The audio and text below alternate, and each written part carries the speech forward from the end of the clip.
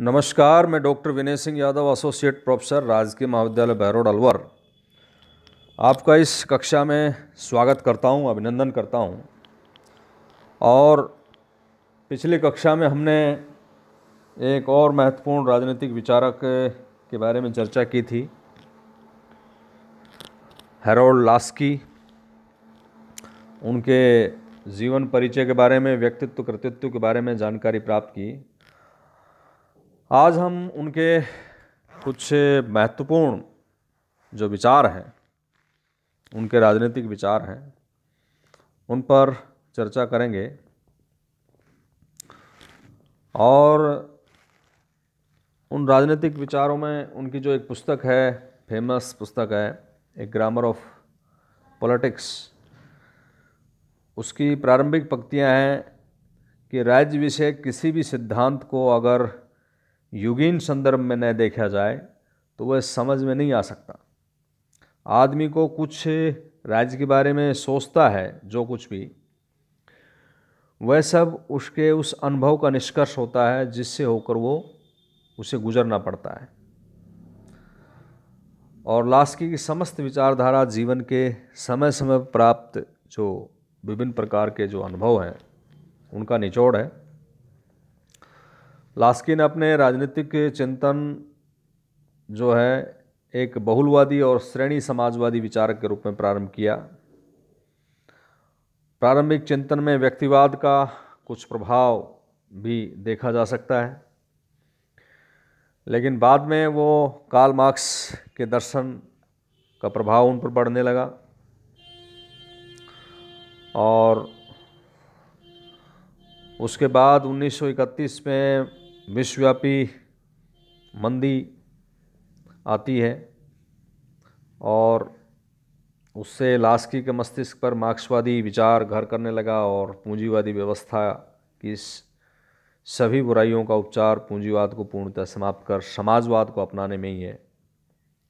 लेकिन समाजवाद की स्थापना शांतिपूर्ण उपायों से नहीं वरन क्रांति से ही संभव है। ये मार्क्स के कुछ विचार थे। तो लेकिन लास्की कभी भी मार्क्स से पूर्णतः सहमत नहीं हो पाए और 1940 के आसपास उनकी विचारधारा पुनः पलटती है और मार्क्सवाद के स्थान पर वो अपने विचारों में प्रजातांत्रिक समाजवाद अपनी विचारधारा को का केंद्र बिंदु वो बनाते हैं। तो इस तरह से हम देखते हैं कि उनके विचार हैं वो समय समय प्राप्त जो विभिन्न अनुभव हैं उनके निचोड़ रहे हैं।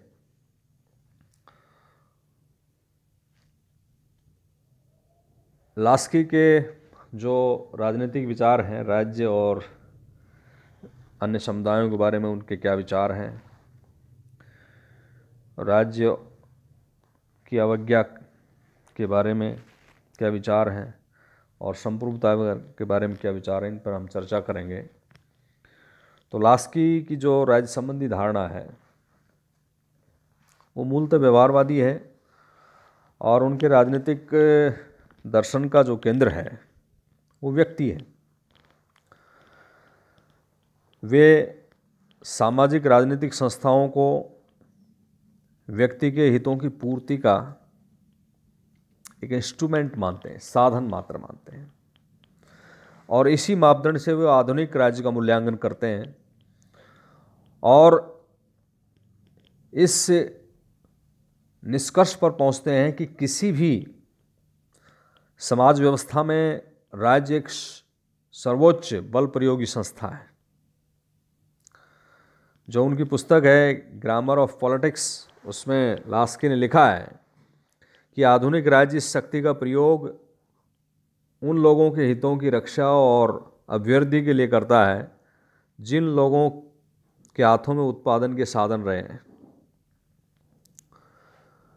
लास्की के विचारों का सार यही है कि राज्य एक वर्गीय संस्था है और उस वर्ग के हितों की रक्षा करता है जिसके हाथों में समाज के उत्पादन के साधनों का स्वामित्व रहता है।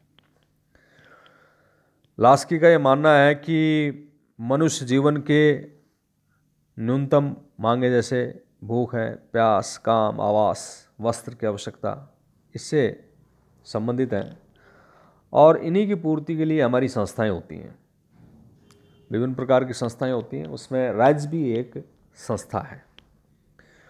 मनुष्य में विवेक है और जिससे वह अपने व्यवहार पर चिंतन करता है और साध्य साधन का सह संबंध स्थापित करता है। लास्की की मान्यता के अनुसार राज्य इस प्रकार का एक संगठन है जिसके द्वारा जन समुदाय के लिए सामाजिक हित की व्यापक स्तर पर प्राप्ति की जाती है।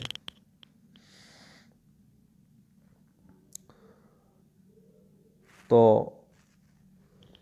लास्की का ये राज्य के स्वरूप में जो विचार है उसमें वो कहता है कि राज्य स्वयं में साध्य नहीं है, अपितु वह किसी उद्देश्य की प्राप्ति का एक साधन मात्र है। वह ध्येय है मानव जीवन की समृद्धि। कहना ना होगा कि हम राज्य के शासन के अधीन अपने उद्देश्य के लिए नहीं बल्कि अपने स्वयं के लिए हैं। लास्की आदर्शवादियों की भांति राज्य को साध्य स्वीकार नहीं करता। उसका तो ये मानना है कि राज्य व्यक्ति के नैतिक भौतिक उद्देश्यों की पूर्ति का एक साधन मात्र है। व्यक्ति के जीवन का उद्देश्य अपने व्यक्तित्व के विकास की संभावनाओं को पूरा करना है और राज्य इस पूर्ति का एक साधन है। व्यक्ति राज्य की सदस्यता को इसलिए स्वीकार करता है क्योंकि राज्य अपनी शक्ति के माध्यम से व्यक्ति के उद्देश्य की पूर्ति में सहायक है। अब नागरिकों को राज्य के प्रति क्या दायित्व है, इस संबंध में लास्की का जो दृष्टिकोण है वो बिल्कुल व्यवहारवादी है। और लास्की ये कहता है कि हमें राज्य की आज्ञाओं का पालन केवल इसलिए नहीं करना चाहिए कि उसका सैद्धांतिक उद्देश्य प्रशंसनीय है, अपितु हमारे इस विश्वास के कारण करना चाहिए कि राज्य अपने उद्देश्य को साकार करने के लिए प्रामाणिक रूप से प्रयत्नशील है। इस प्रकार शक्ति स्वतः में नैतिक रूप से तटस्थ है, केवल उसके द्वारा किए गए कार्य ही उसे रूप रंग प्रदान करते हैं। यहाँ लास्की का मानना है कि राज्य का प्रजातांत्रिक अथवा उत्तरदायी होना परम आवश्यक है। उसके पास शक्ति इसलिए है क्योंकि उसके पास कर्तव्य है, अतः उसकी आज्ञाओं का समीक्षा उसकी शक्तियों के प्रयोग के संदर्भ में करना चाहिए। राज्य की इच्छा के धरातल के नीचे नागरिक की स्वयं की इच्छा इस आशय से टिकी रहती है कि राज्य प्रत्येक व्यक्ति के टोटल डेवलपमेंट, सर्वतोमुखी विकास की जो परिस्थितियां हैं और उसका उपकरण उसको प्रदान करेगा। और जब तक जिस सीमा तक ये उत्तरदायित्व राज्य के द्वारा संपन्न किया जाता है उसी सीमा तक, उस समय तक राज्य की आज्ञाओं का पालन करने के लिए नागरिक आभारी है। तो इस तरह से निष्कर्ष रूप में हम कह सकते हैं लास्की के इन विचारों के बारे में कि राज्य की जो सत्ता है वो समाज की धरोहर है और इसलिए शासकों को सत्ता का जो प्रयोग है प्रन्यासी की भांति, एक ट्रस्टी की भांति सामाजिक हित के लिए करना चाहिए। राज्य का कार्य समाज में एक ऐसी परिस्थितियों का क्रिएशन करना है, निर्माण करना है जिसमें प्रत्येक व्यक्ति अपनी भौतिक और नैतिक पूर्णता का प्राप्त कर सके। अब हम बात करें कि राज्य और व्यक्ति के बीच में क्या संबंध हैं और राज्य की अवज्ञा के प्रश्न पर यदि बात करें तो लास्की ने भी थॉमस हिल ग्रीन की भांति व्यक्ति और राज्य के संबंधों की चर्चा की है और इस संबंध में उन परिस्थितियों का वर्णन किया है जिन परिस्थितियों में व्यक्ति राज्य की आज्ञाओं का अवज्ञा कर सकता है। और ग्रीन तो इस संदर्भ में राज्य की आज्ञा का अवज्ञा करना या राज्य का विरोध करना नागरिक का दुखपूर्ण कर्तव्य मानता है। तो इस रूप में लास्की का ये विचार है इस संबंध में कि यदि मुझे ये विश्वास हो जाता है कि राज्य की शक्ति का प्रयोग उसकी प्रकृति अनुकूल उद्देश्य के लिए न की जा करके प्रतिकूल उद्देश्यों के लिए की जा रही है, ऐसी धारणा का परिणाम प्रतिरोध का कर्तव्य है। लेकिन ग्रीन की भांति ही लास्की भी प्रतिकार करने से पूर्व कुछ सावधानियां प्रस्तुत करते हैं। लास्की ये कहता है कि सर्वप्रथम मुझे राज्य का प्रतिकार नहीं करना चाहिए। यदि मुझे ये विश्वास हो जाए कि राज्य यथासंभव अपना कार्यभार निभाने का प्रयास कर रहा है, पहली बात। दूसरा, मुझे प्रतिकार नहीं करना चाहिए यदि मुझे विश्वास है कि जिन परिवर्तनों की मैं मांग कर रहा हूँ उनकी अंत में प्राप्ति होने की संभावना है। ये दूसरी बात है। तीसरी, मुझे इसके लिए निश्चित होना चाहिए कि अपने उद्देश्य की प्राप्ति के लिए मैं जिन साधनों का प्रयोग करने जा रहा हूँ वे राज्य के आवश्यक स्वरूप को कहीं बदल तो नहीं देंगे। लास्की का ये मत है कि इन सावधानियों की परिधि में नागरिक को राजज्ञा का विरोध, उसका प्रतिकार करने का अधिकार है। ये जो उपयुक्त 3 बातें बताई हैं उसके आधार पर व्यक्ति को विश्लेषण कर लेना चाहिए। राज्य व्यक्ति के अधिकारों की व्यवस्था को प्रदान करने का एक साधन है और जिससे प्रत्येक व्यक्ति अपने आप को एक नैतिक इकाई के रूप में प्राप्त कर सके। यदि राज्य इस उद्देश्य से पतित होता है तो लास्की के शब्दों में मुझे राज्य के विरुद्ध प्रतिकार करने का अधिकार है क्योंकि मैं नागरिक हूँ। अब लास्की ने जो ये राज्य की अवज्ञा के बारे में विचार व्यक्त किए हैं तो उसमें हर्बर्ट ए डीन विचारक ने उसकी आलोचना की है और उनका कथन है कि लास्की न्याय की नाम पर व्यवस्था की आहुति दे देते हैं और उनका तो ये भी कहना है कि लास्की के विचारों का अवश्यंभावी जो परिणाम है वो अराजकता है। तो ये लास्की के अवज्ञा संबंधी विचारों की आलोचना भी करते हैं। जहाँ तक कि राज्य और समुदाय का मसला है तो लास्की का ये विचार है कि राज्य एक ऐसा समुदाय है जिसका उद्देश्य सामान्य जीवन की समृद्धि करना है और इस दृष्टि से राज्य भी चर्च, ट्रेड यूनियन, सांस्कृतिक समुदायों की भांति एक समुदाय मात्र है। राज्य जैसे समुदाय और अन्य समुदायों के बीच में केवल इतना ही अंतर है कि राज्य की सदस्यता अनिवार्य होती है, अन्य समुदायों की नहीं होती है। लेकिन उसका नैतिक गुणधर्म अन्य समुदायों से किसी भी प्रकार से भिन्न नहीं है। लास्की का ये कहना है कि अपने अपने क्षेत्र में समुदाय राज्य से किसी भी प्रकार कम संप्रभु नहीं है और समाज की रचना इन समुदायों से होती है।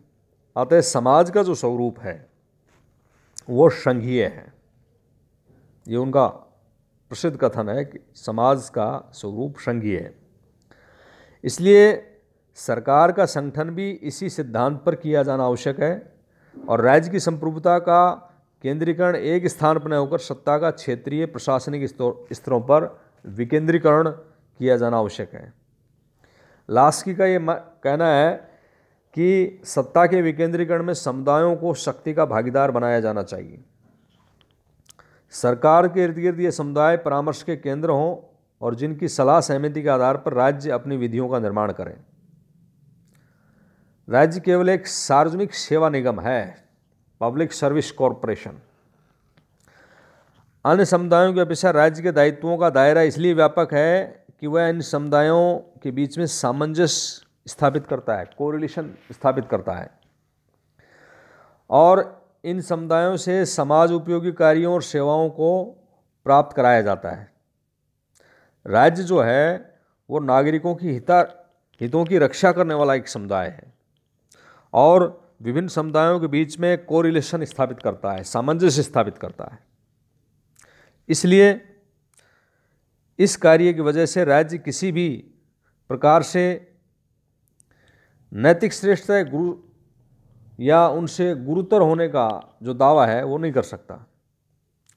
लास्की के इन विचारों से ये बात साफ जाहिर होती है कि वो एक और समुदायों की स्वायत्तता का समर्थन करता है, दूसरी ओर वो राज्य की संप्रभुता को सीमित करके और राज्य को एक समुदाय घोषित कर देता है।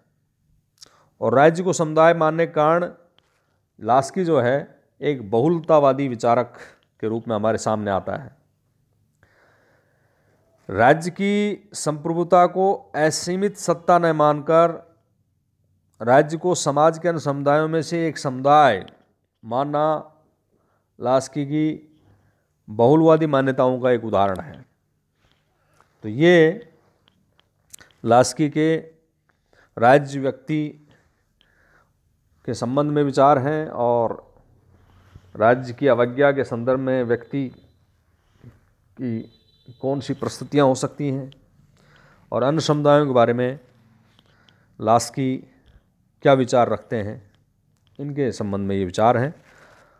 अगली कक्षा में हम संप्रभुता, अधिकार, स्वतंत्रता, समानता, इन विभिन्न विषयों पर विचार करेंगे। धन्यवाद।